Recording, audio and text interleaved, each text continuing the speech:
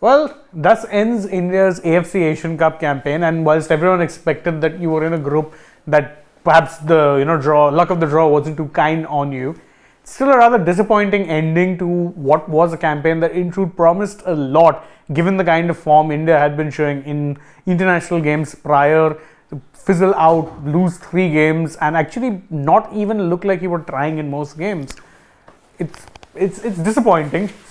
Shane's very disappointed because he had still been hoping that India is going to win 5-0 today, and that gap of that 5 goal will be zero, and they will qualify as the 3rd place team, the 4th third place teams that will qualify. Yeah. He is very hopeful. I was. Though I tried to shatter, or at least bring him down to planet Earth, and I told him they'll lose. I predicted 2-0, they've lost 1-0. Which is an improvement actually when you're looking at it. But having said that, again, jokes apart, as so far as their campaign is concerned, we'll talk about it. But just focusing on this game, I think the best performance from the Blue Tigers this AFC Asian Cup. Because for once, against Australia, it was as if their feet were stuck to the ground, and they had told them even before the game started that, listen, we have no chance against Australia, so let's try and save ourselves the embarrassment of not losing by a big margin. That was the approach you could clearly make out. So they shut shop from the start, parked the bus, whatever you want to call it, and were just happy that they don't concede. So if they lose also, let it be 1-0, 2-0, and I think they got their wish. Few errors resulted in that, but the approach was that. There was no approach because whenever they got the ball and even at open spaces, the Indian team weren't keen on passing in the front or even trying to attempt an attack or even a counter attack. So that game was the worst performance. Also came against the best team of their group. Okay, but that's how they played. Next game, slight improvement from there on, where at least they started holding on to the ball, started stitching together a few passes and attempting to score a goal. Even there, I thought the inexperience showed. The passing wasn't 100% accurate. The gameplay wasn't 100% accurate. You were still losing the ball where you shouldn't have. You should have made full use of certain chances against Uzbekistan. You did not, and you were woeful in defense, which is why you leaked those 2 goals as well. That cost you. But it was a slight improvement from Australia. At least you went to Uzbekistan game saying, okay, let us play football. I don't think you still went with the intention of winning, but you went, okay, let us play football and show the world that we can play football. Game 3, another step up, because for once, I think you match them play for play.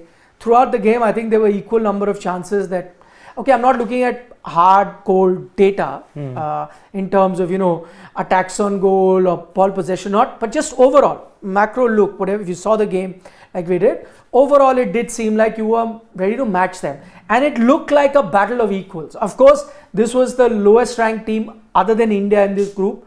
So 91 plays 100 something. So not too much of a difference. But at least you played good football, you stitched together a few good moves, you created chances, you didn't score, the finishing touch was missing, and I think that's the biggest issue you had today. But at least you didn't embarrass yourself, and it was, and one counter attack, they played well, that move was good, you conceded, but no shame, as in there was no blunder as such that you made behind. So your best performance of the AFC Asian Cup came against Syria, but that is also resulted in a loss, which means you go winless, and might I add, the other stat that doesn't look nice, you go goalless. You haven't scored a single goal in the tournament. Not what I had expected at the start of this tournament. If you had asked me that you expect India to go through, I would have said probably not, but not this. It's that last stat that, which makes this campaign look a whole lot more awful, let's say. Forget the fact that, okay, you're used to, let's say, exiting from the group stage and you knew chances were... You're used to getting... Chances were very minimalistic. Again, last time around 2019, you still had things, let's say, in your own hands where there was a realistic chance, given the group, given the fact that you were playing only Bahrain, but it didn't work out then as well. This time around, practically speaking, you knew you were in a much tougher group. But the fact that there wasn't anything to show for as far as the attacking intent and conversion is concerned, there were chances that went begging, and not too many, which is why I recall there were a couple, let's say, in that Australia game last time around as well. Not too sure how many shots on target you had today. hardly a few. And Chetri, I know we were talking about the fact that yes, there was this one time he maybe could have reached the ball, that too with his head. We know it's not the strongest attribute for him to be, jumping across for the ball. But otherwise, from open play, how much have we seen this Indian team? Norem should have scored that goal. Manveer had a chance. Earlier on. I'm saying you had chances. You had another big blunder. The keeper made a mistake. Yeah, that time Chamte was wide. Could have gone for the shot, but chose to square when there were two defenders blocking. I mean, you missed, if as far as I can recall, good 4 chances from where you could have scored. But again, let's say the cross that Shane's talking about, or the time that that ball should have been played into the path of the man on the right side. Gone straight for goal. Again, what did we didn't even make to the box, right? We didn't even get into the box. So I'm just saying, in the box as well, forget how many shots did we take at the opposition keeper. Not just today, I'm saying throughout the 3 games that we've seen. That tells you, yes, and I agree with you, Nikhil, like you said earlier on, yes, there's been a progression of sorts. If you were to look at, let's say, some sort of an upward trajectory or silver lining in this, yes, we were in a shell against Australia. You sort of came out of that shell against Uzbekistan. Today, maybe a step further, but the fact that there was still nothing to show for in terms of going forward, that is, it scares me a little, because you're looking at the World Cup qualifiers somewhere down in a few months' time.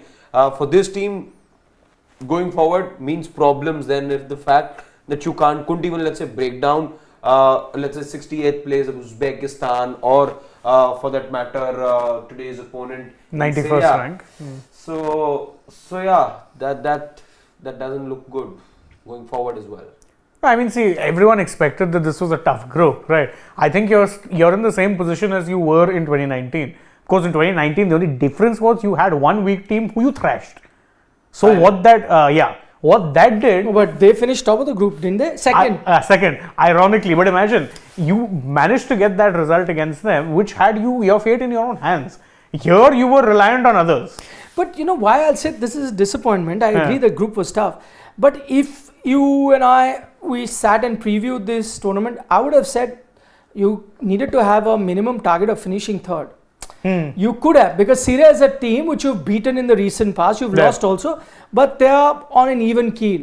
You've had 10 success. ranking points is hardly different. And you've had success against them, and you play them quite often, so you know them.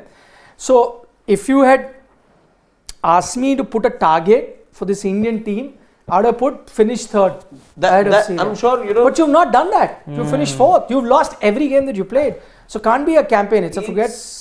Actually, also the nature of the losses, let's say in those first 2, that actually ruled you out in many ways. You were only mathematically alive in the competition after those first 2 games.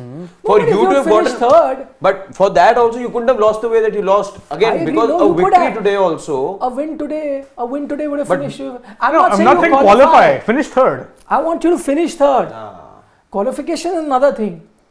You needed to have what are the basic things? You needed to have a few goals to show. Whether they came against in Australia, you lost 3-1 to Australia, would have been fine. You scored a goal. You could have lost 2-1 to Uzbekistan, scored a goal. You could have won 1-0 or 2-0 to Syria. I'm saying you should have scored a few goals, and you should have finished third. A minimum target, I would have said. Qualification all is dependent on other groups and various other things. But you did not score a single goal, and you finished bottom of the table. I think that's worrying. And the other thing is, see, we keep talking about the team doesn't have exposure. Now you've played from 2011 onwards. This is your 4th Asian Cup. Third. 11, 19 and 23. 15? You didn't qualify in 15. 15 you did, yeah. 15 was the time Australia won. You didn't qualify in 15. Okay. It was 11 and then 19. Yeah, you had that gap. So 11, 19. So third, no. You can't even say, I agree that 2011 you went first time after a long gap. 28 years. It's fine. It's okay. But now you've played in the last decade or so. And also I may add 3 AFC Asian Cup. You can't say that, this is a new place for the team. And this is the Asian level. If you aim to be a contender at the international level, I'm not even saying a world beater, that will take, a century. That'll take decades. But you have to be a contender at the Asian level. I am saying that you would be finishing 4th in 2011, also you're finishing 4th. So where is the progress? Where is the progress in the last decade and 2 decades, where I'm saying, leagues have started, money has started being pumped in, where there have been, there's enough media coverage, there's a lot of glamour associated. all of that has come back, right? If you go back to I'll agree, maybe the 80s it had been a lull, and then 90s it became like that. You started with the National League with fanfare, but then there was a dip. The quality of football wasn't great. Now in the last decade you've had the fancy league where you're attracting foreign players. So Foreign in a coaches. decade you needed to see some sort of an improvement, and that some sort of an improvement would be to score a few goals in an AFC Asian Cup, to finish in the top 3 at least in a group of 4. That hasn't happened, and that's worrying.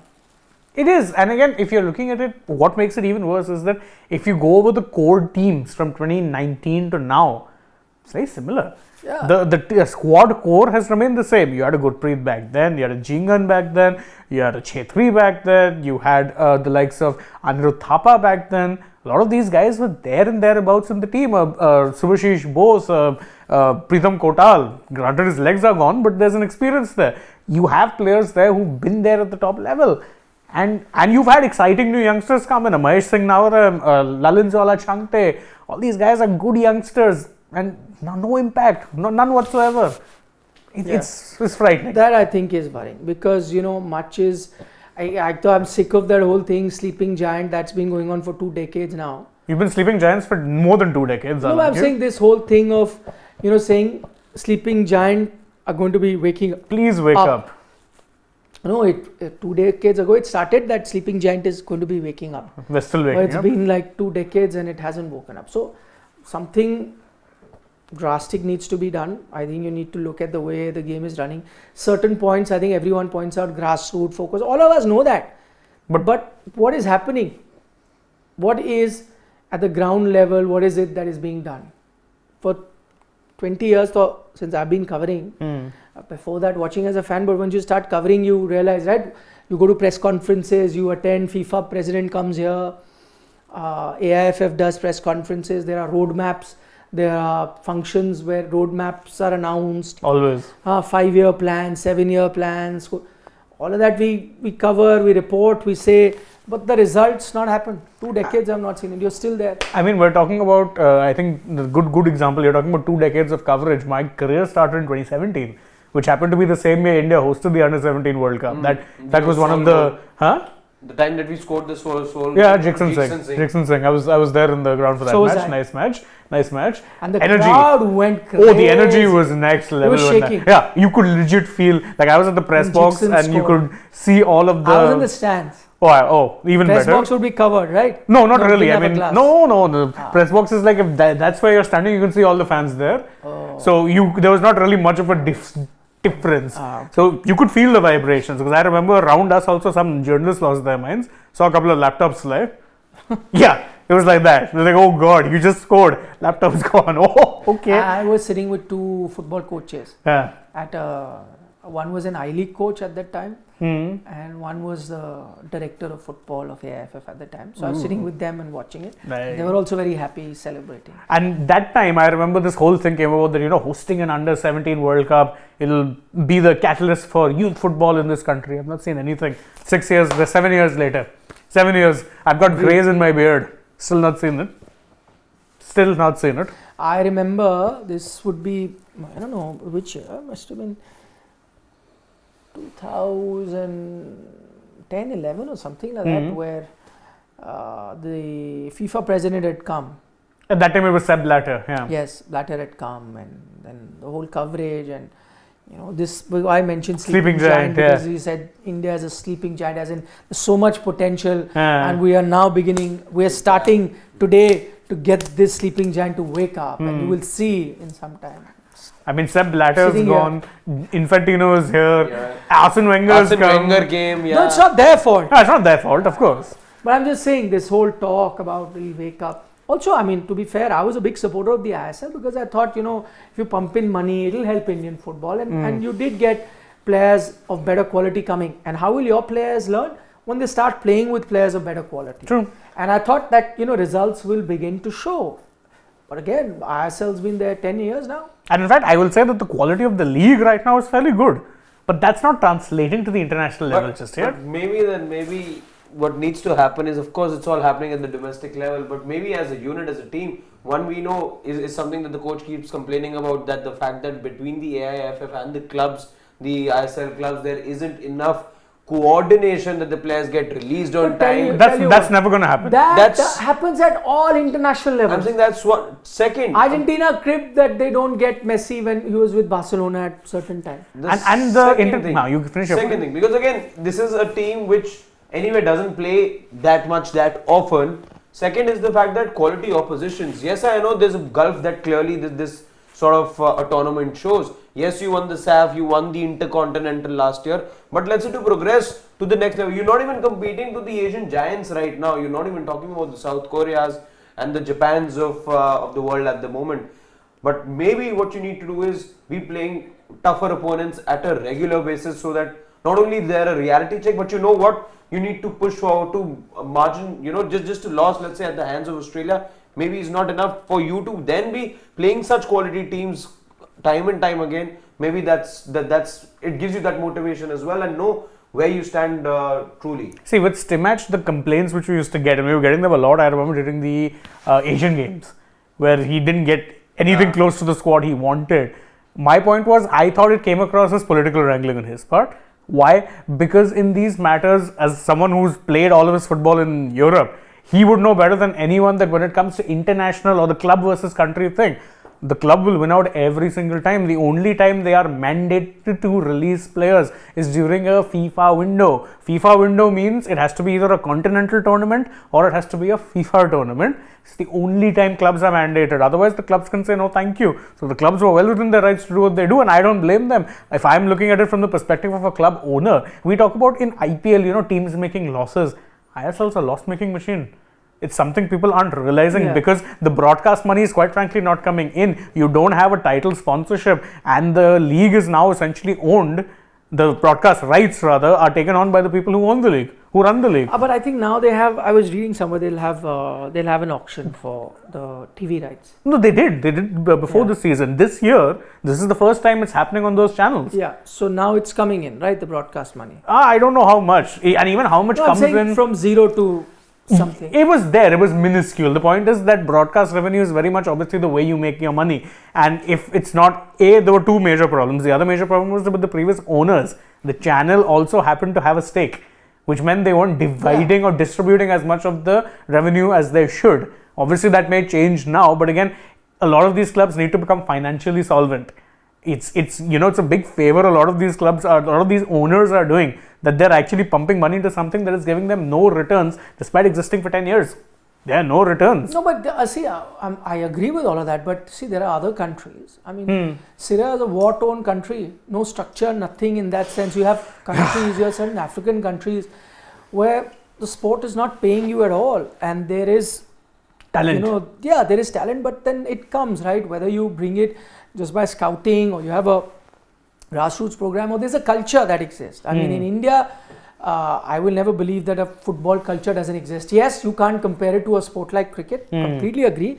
But with a population that you have, 1.4 billion, you really don't need everyone to be hooked onto that sport. The amount of pockets you have is where the culture grows. I mean, if you're looking at pockets, Northeast, Bengal, Goa, Kerala. So I'm saying those pockets put together where football is more than a lot of European countries. Correct. The population. So there is a size there, right? So you can't keep cribbing that not too many people. So it's a common sport played at every level. There are pockets where it's played regularly. If you even just look at that, you have enough of a pool to be making a team. But there is something certainly wrong with how we are approaching system is broken. the system, whatever. And I think that needs to be fixed. Because I mean, if you look at a club like say Shillong Lajong, they're playing I think right now in the second or third division of Indian football.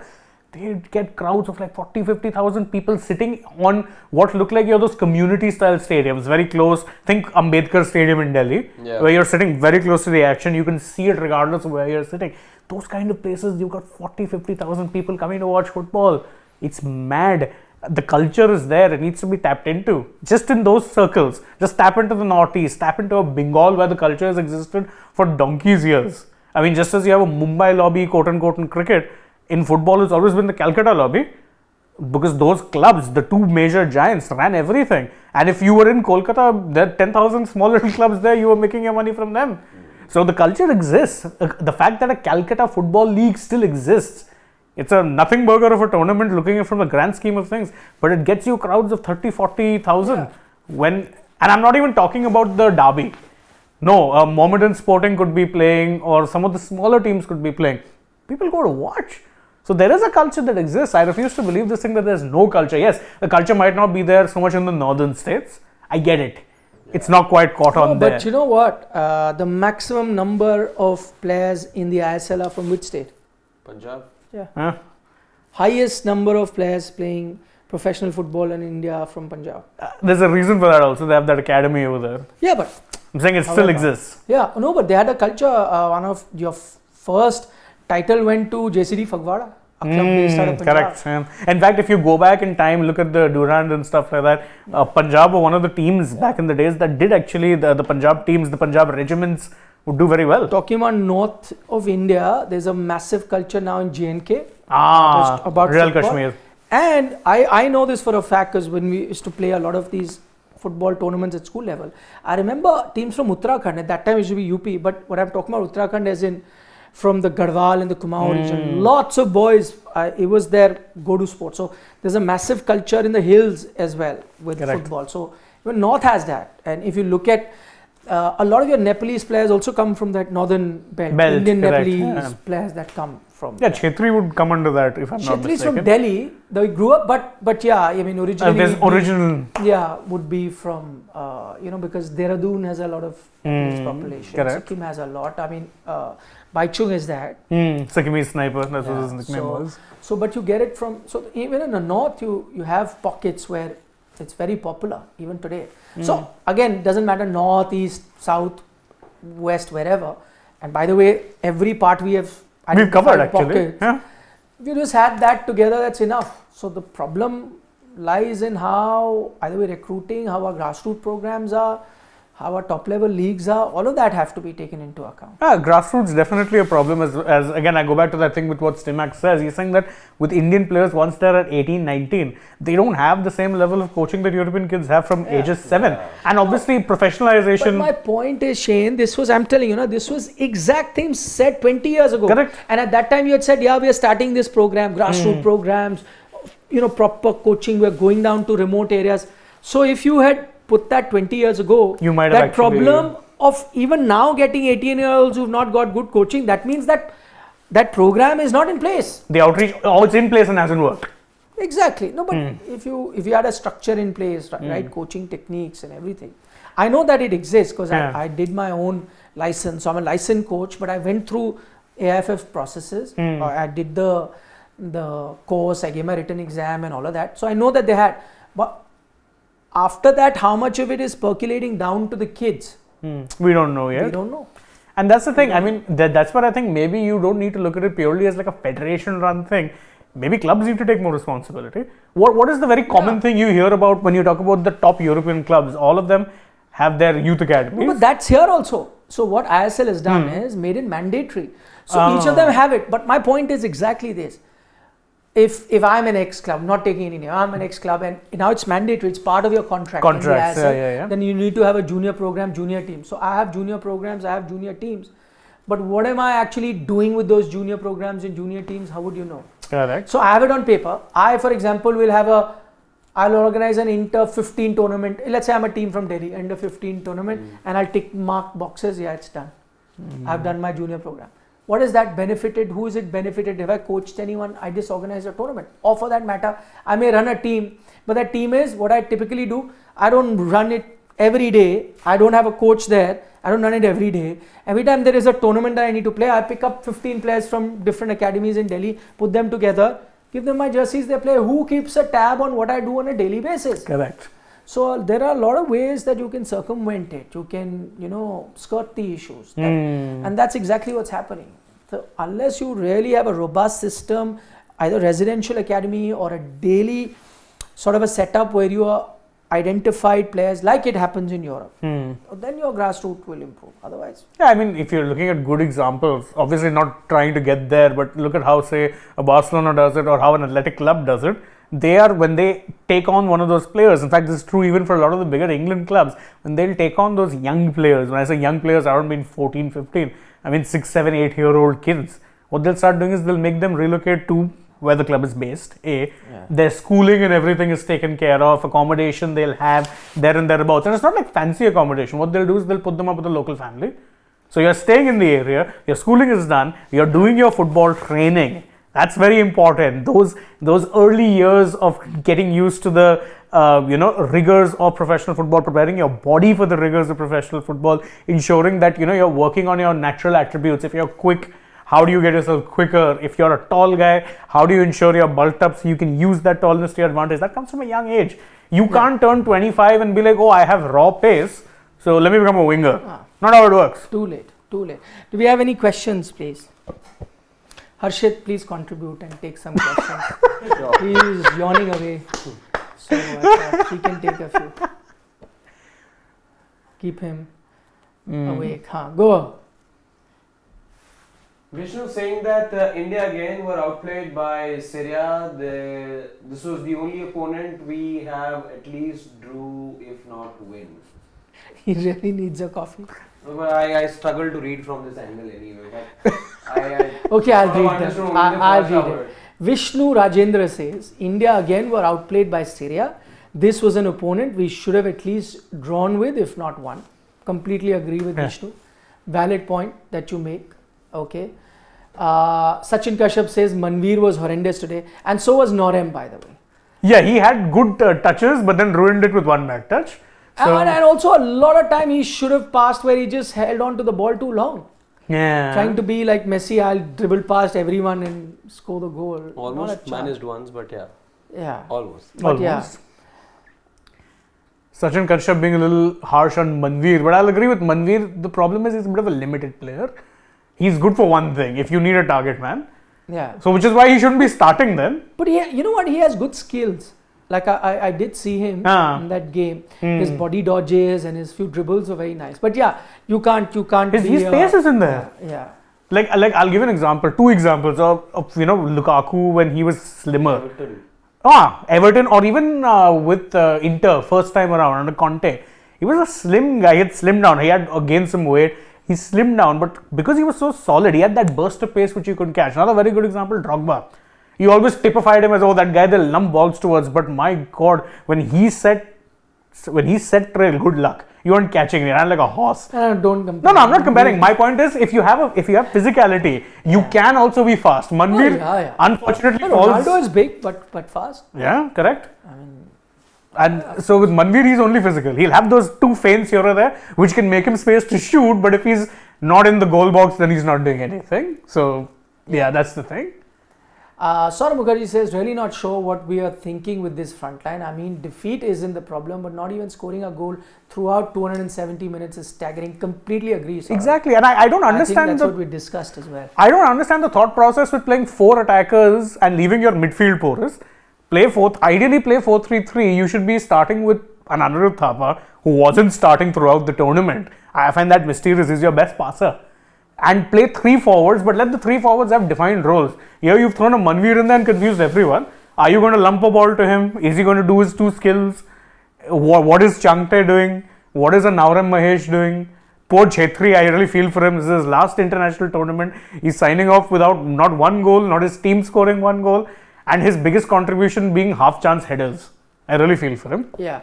Let's take Vansh Jain. He says, even if we are genetically couple of generations behind, we can't be the worst team as we were. But I just want, because he talks about this genetic thing, I don't buy this argument, the genetics argument. Because, genetically also, we're such a diverse country.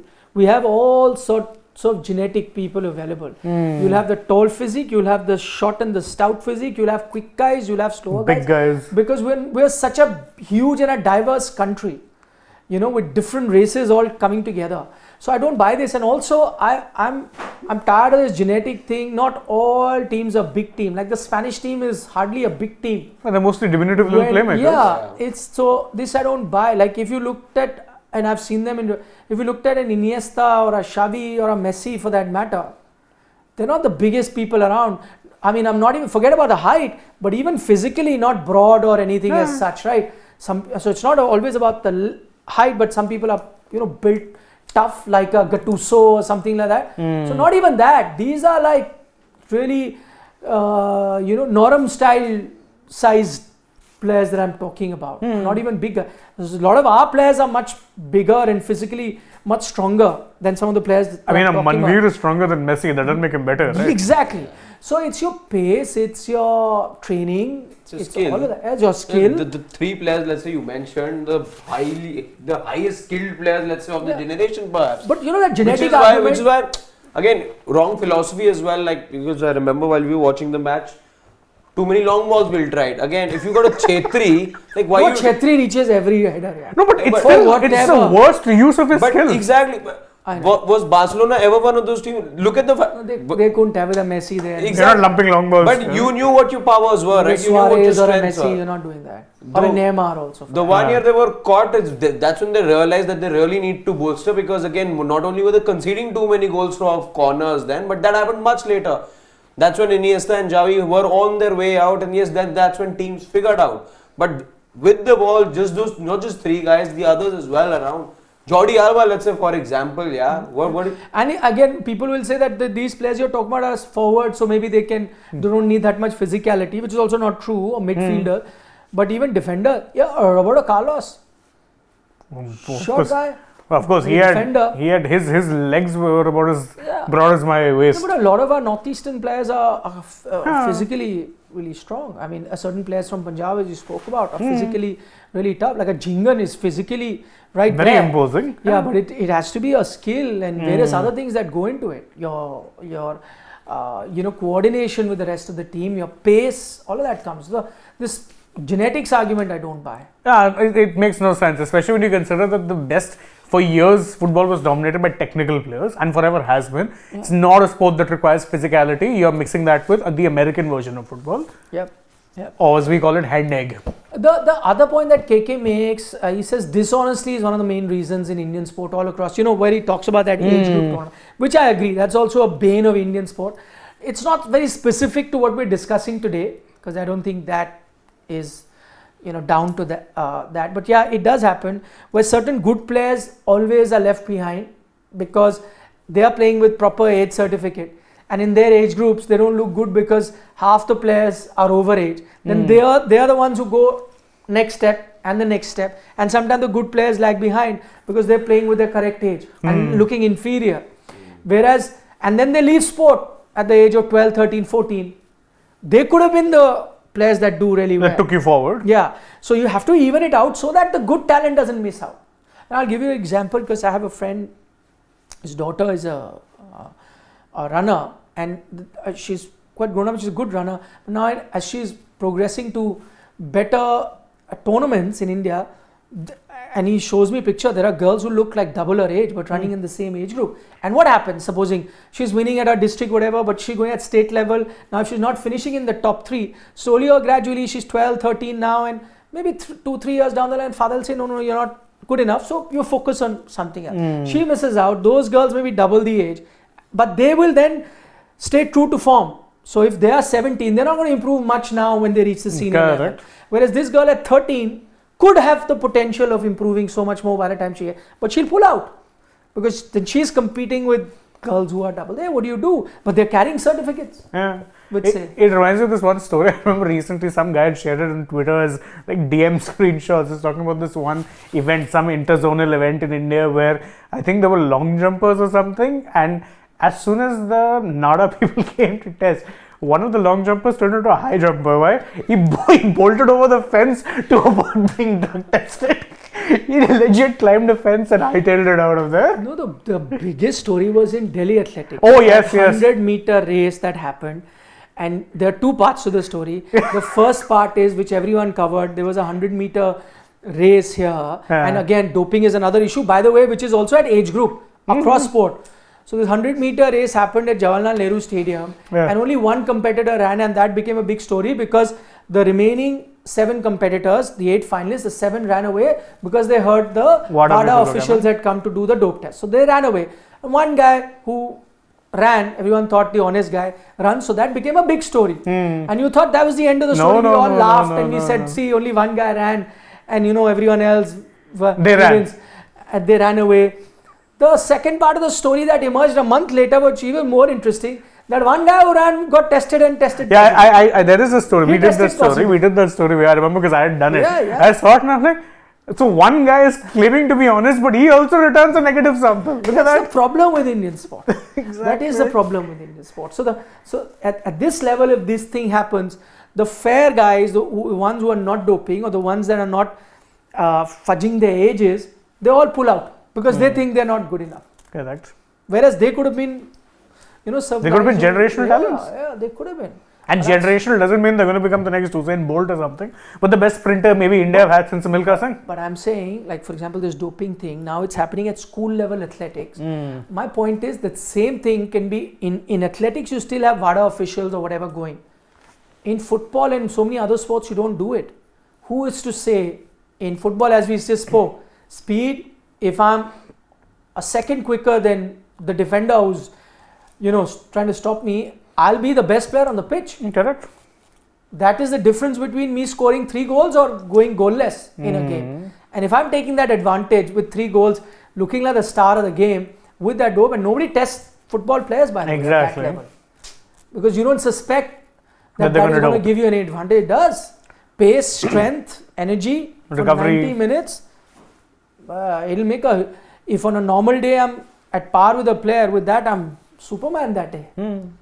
So those are issues which really need to be dealt with. I don't know how it can be done because it requires a lot of infrastructure in place to be doing testing at that level. Even age, you're fudging age. You can't have those bone density tests everywhere at a local tournament. DEXA. Yeah, DEXA and all of that. Tough. In the richest board in the country, BCCI can't afford to do that at every level. They'll probably do it at, under 19 state level, but not every level. Not happening. Correct. Tripti Dimri also, do you think 6 foreigner rule has to go away in the AFC? Maybe, but you also need the talent pool for that.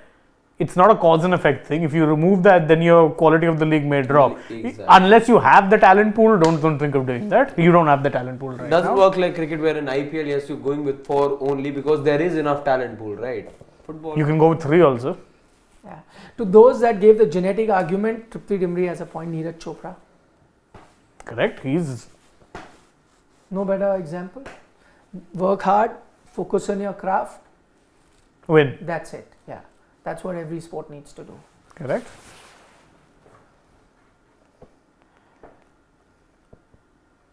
KK says, why did you guys laugh for N'Golo Kante? Oh, because he's like the shyest guy ever. So that's why he's asking. He always had this thing. In fact, I remember this also when he started scoring a few goals at Chelsea. A lot of players, they'll have like some celebration or something, right? No, he's such a sweet guy. His celebration would be to run to the closest player and hug him. That's it. That's his celebration. In fact, he's like very shy character. That's always been his thing. There's a story also I remember which went viral about him where this one Arsenal fan met him on, of all places, the subway. He met him, so the Arsenal fan as a joke asked him, come over to my house and play FIFA. Kante went. Yeah. He went, played FIFA, had some chicken korma with him and went home. Yeah. He's that kind of a guy. The man with 4 lungs. In fact, there's a joke I remember that Jamie Vardy used to say, saying that when he first moved to Leicester, he didn't have a car. He said, no, it's okay, no problem, I'll jog to training every day. Yeah, he jogged. Then again, the story was coming to. He was known for driving what that A Mini Nissan Cooper. A Mini Micra. Cooper. A Mini Cooper. A The Mini Mr. Bean Cooper car. only. Yeah. A Mini Cooper. That's the car he used He to would then be seen cycling around as well and whatnot. So doesn't. He's a character. Okay, Amlan Mukherjee says miserable state of affairs in Indian sport. Even in cricket, we see overage players. Absolutely right, which is what we discussed at length. And Sachin Kashyap says, I feel for Suresh and Apuya. Yeah, Lalingmaya Ralte. Yeah, Apuya Ralte. Yeah, he was very good. Apuya was good, but he came on as a substitute today. No, he was subbed out. No, He started. he started today. Yeah. Are you sure? I think he did. No, he started the first game. I remember. I Anyway, don't we'll think check today on he that. did. Today, I don't think. Let me check. Came on as a sub, as far as I remember. Yeah, but yeah, he's quite a creative player. Like him. Yep. Kane Williamson of Chelsea. Yeah. Yeah, except with Kane, he's a lot more, let's say, what's the word I'm looking for? He's like the classy kind of humble. With Kante, he was very everyman. Like if he wasn't a footballer, you could just imagine him being this guy. That sort of this thing, very chill. But yeah, good comparison. Oh, Raidu. Raidu, but Raidu has a temperament. Raidu was a bit much. A fiery guy. So, don't you think Siddharth says AIFF chairman should hold PC after such shambolic performance? Yeah, they should be, but I think. What will he say? Yeah, I think how the much does come out coach of it? needs to do it. Yeah.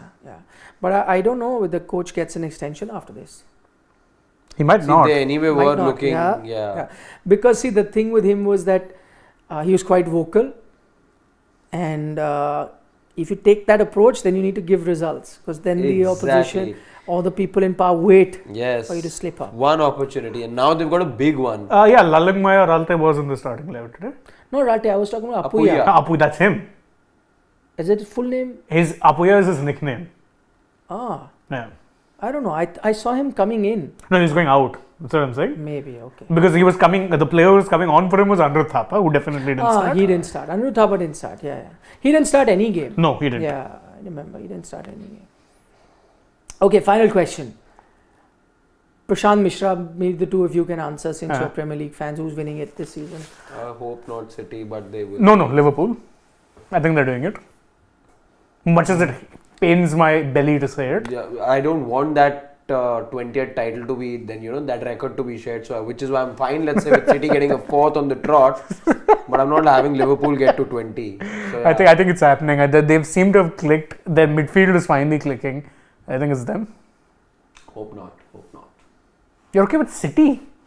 I don't mind, because they'll again take another decade to come to where, or maybe a little more. So, not Liverpool. Fair. I don't know. We're done with the City dominance. I'll take Liverpool. Again, if I were neutral, I would have said, yeah, you want that streak to sort of snap after a point. But then, sorry, can't, given the fact that they anyway have more Champions League titles, so yeah, can't have them equal the Premier League titles either. Alright, fair enough. Shall we? We could, yeah. Thank you for joining us in this. It was a little heart-wrenching discussion, especially when we went so deep into all the systematic problems, and you'd hope that come 2027 would be the next AFC Asian Cup. Yeah. Maybe you'll see a little bit more improvement, maybe a good third place finish, get a couple of goals here or there in the games. One would hope, but you know what it is, we're going to be covering not just cricket but Indian football, Indian sport as a whole. We're going to be bringing you all of that, so stay tuned to Sports Today, tap that bell, subscribe, like this video, do all that stuff. We love hearing from you as well. Let us know your thoughts in the comments, and stay tuned. Lots more still coming your way. Right now though, from the three of us, that's Nikhil, Harshit and me. Goodbye.